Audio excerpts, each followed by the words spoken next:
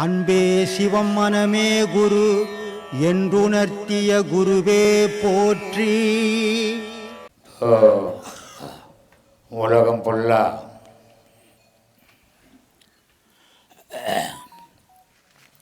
கடவுள் வழிபாடு நடக்குது. கடவுளை மனிதன் எப்போது கும்பிடுறானா? டேய் ரைஸ் பண்ணு.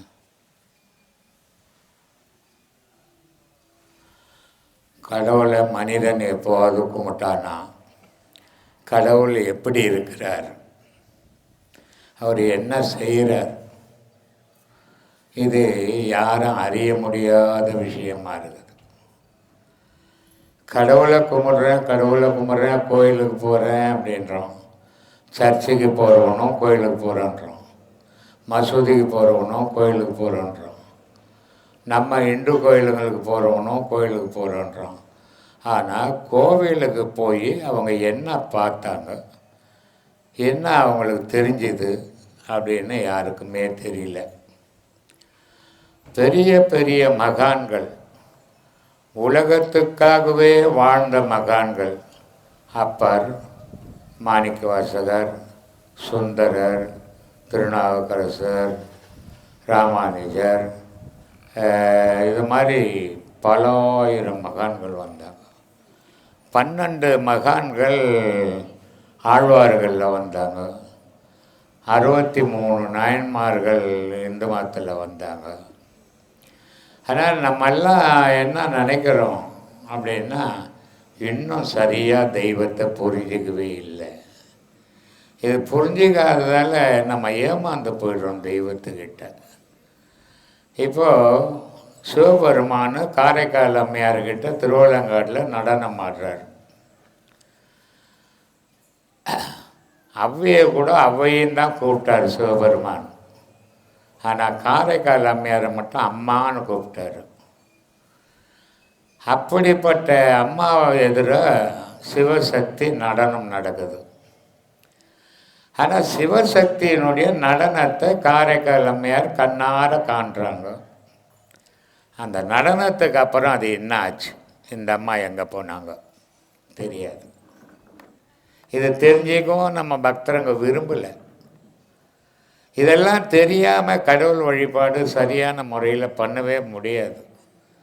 சாமியாருங்கன்ற போர்வையில் உலக விஷயத்தில் வாழ்க்கையில் வாழறதுக்கு பொய் பொருட்டு செய்யறதுக்கு அதுக்கு உலகம் இருக்குது.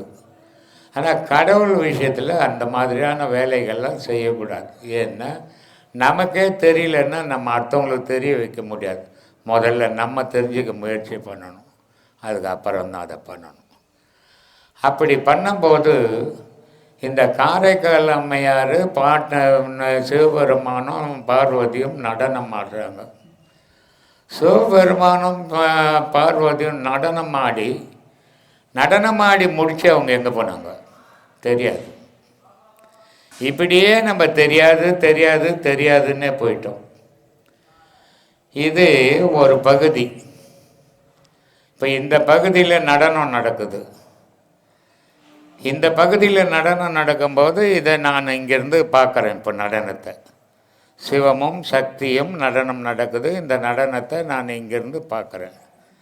ஆனால் இதே இந்த செவுத்தை இங்கே தாண்டும் போது என்ன பண்ணுறேன், அங்கே சிவமும் இல்லை சக்தியும் இல்லை, நானும் இல்லாமல் போயிடுறேன். என்னால் தான் ஒவ்வொரு மகான்களும் அந்த முடிவு தெரியாமையே போயிடுச்சு.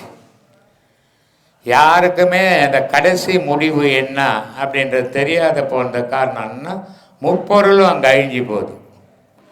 அங்கே முப்பொருளும் அழியும் போது மனிதனும் இல்லை தெய்வமும் இல்லைங்க. இதுதான் தொடர்ச்சியாக நடந்துனுக்குது. ஆனால் இது உலகத்தில் ரொம்ப சிந்திக்க வேண்டிய விஷயங்கள். அதை மக்கள் சிந்திக்கிறது இல்லை. எந்த மதத்திலையும் கடவுளை பார்க்க முடியாது. இந்து மதத்தில் மட்டும்தான் கடவுளை பார்க்க முடியும். இதுக்கு காரணம் என்ன அப்படின்னா, இந்து மதம் மட்டும்தான் கடவுளை அடையிறதுக்கு வழி கண்டுபிடிச்சோம். மற்ற மதம்லாம் மதத்தை வழிபட கண்டுபிடிச்சான். அதனால் எல்லா மதங்களும் மதத்தை வழிபட்டது. இந்து மதம் கடவுளை வழிபட்டது. அதனால தான் உலகத்திலே இல்லாத சிறப்பு இந்து மதத்துக்கு. எந்த இப்போ கிறிஸ்டின் ஒரு கிறிஸ்மஸ் வந்தது, பிரியாணி செய்வான், அவன் சாப்பிடுவான், 10 வீட்டுக்கு கொடுப்பான். அதே மாதிரி இவங்களது முஸ்லீம் இது வரும், அவங்களும் என்ன பண்ணுவாங்க, ஒட்டகம் இருப்பாங்க, அதாக இருப்பாங்க, இவங்க ஆடை இருப்பாங்க, 10 வீட்டுக்கு கொடுப்பாங்க, சாப்பிடுவாங்க. ஆனால் படையல் போட்டு சாப்பிட்ற ஒரே ஒரு மதம் எதுவாக இருந்தாலும் இந்து மதம் ஒண்டி தான்.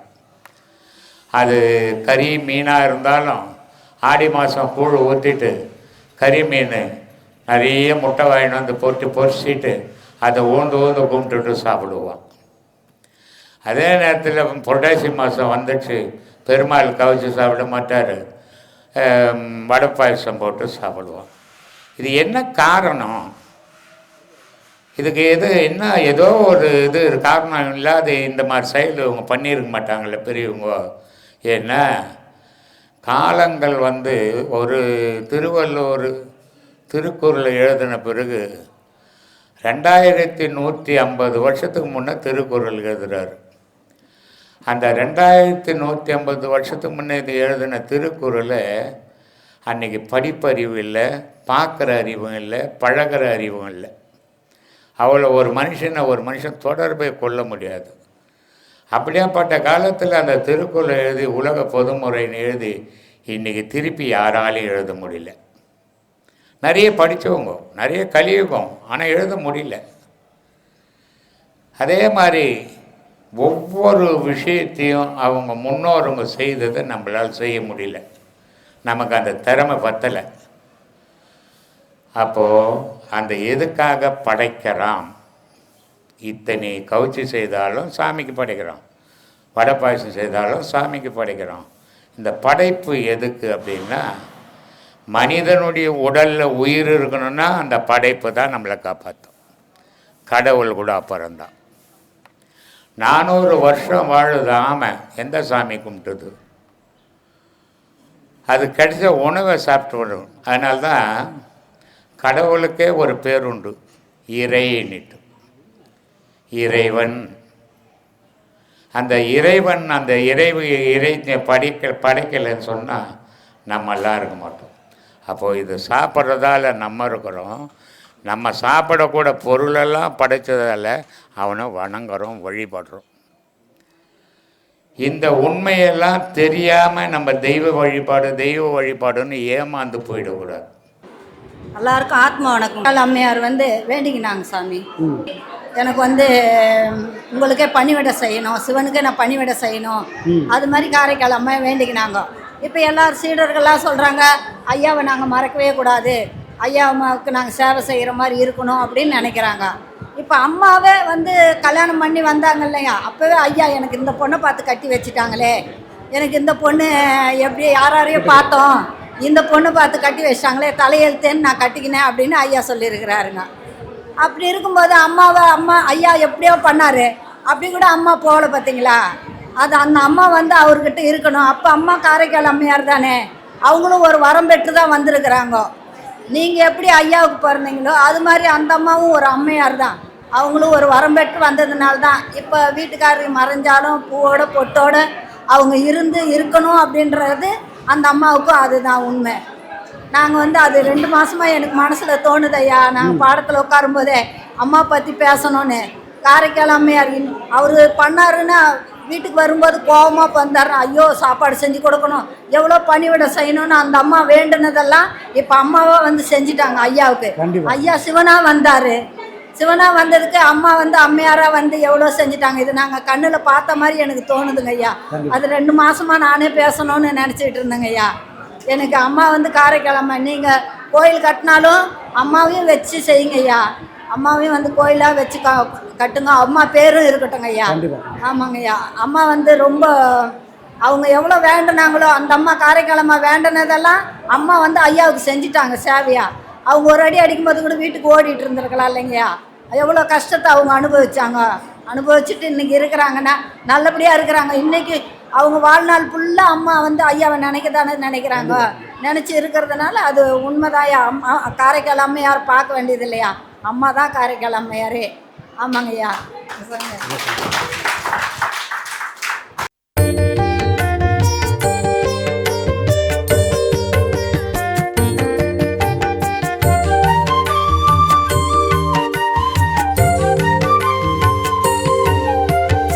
சரணம் சரணம் சரணம் குருவின் திருவடி சரணம். சரணம் சரணம் சரணம் குருவின் திருவடி சரணம். வரணும் குருவிடம் வரணும் சிறக்கும் வாழ்க்கை பயணம். வரணும் குருவிடம் வரணும் சிறக்கும் வாழ்க்கை பயணம்.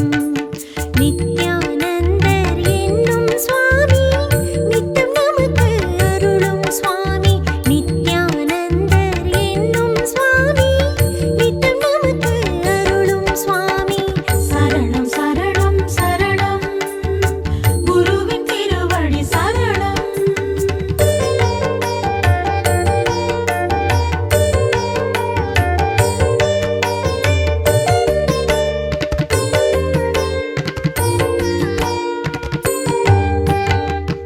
அன்னை போல அன்னமூட்டும் அன்பின் வடிவம் அவரே. எண்ணம் தன்னை தூய்மையாக்கும் எங்கள் ஆசானவரே. அன்னை போல அன்னமூட்டும் அன்பின் வடிவம் அவரே. எண்ணம் தன்னை தூய்மையாக்கும் எங்கள் ஆசானவரே. இருண்ட மனதில் ஒளியை பாய்ச்சும் ஜோதி சுடரும் அவரே. இருண்ட மனதில் ஒளியை பாய்ச்சும் ஜோதி சுடரும் அவரே. புனிதனாகும் ஞானம் வழங்கும் போதி மரமும் அவரே. போதி மரமும் அவரே. சரணம் சரணம்